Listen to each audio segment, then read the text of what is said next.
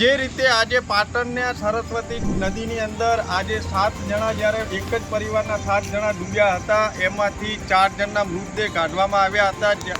ત્યાર પછી કોર્પોરેશનની એટલી બેદરકારી હતી નગરપાલિકાની કે જ્યારે એના પરિવારજનના વ્યક્તિ આવીને કહે છે કે અહીંયા ગોતો, ત્યારે ગોતવામાં આવે છે અને એની પછી 10 જ મિનિટની અંદર 3 મૃતદેહો બીજા નીકળી આવે છે। જાણે નગરપાલિકા દેખાડો કરતી હોય એવી રીતનો ખેલ અહીંયા જોવા મળતો હતો અને છેલ્લા 2 કલાકથી એ લોકો હવામાં પાણીમાં આમ તેમ ફાંફા મારતા હતા, કોઈ પરિણામ નહોતું મળતું। લાસ્ટમાં જ્યારે પરિવારજનો આવીને કહે છે કે આ જગ્યા પર ગોતો, ત્યારે એમને મૃતદેહ મળે છે।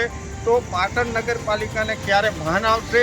જ્યારે મહેસાણા અને સિદ્ધપુરથી ફાયર બ્રિગેડ બોલાવવામાં આવે છે, એ લોકો આવીને મૃતદેહ બહાર કાઢે છે। જો આવીને આવી રહી તો પાટણ કોના ભરોસે છે એ આપ જોઈ જ શકો છો। માધ્યમ ન્યૂઝ પાટણ।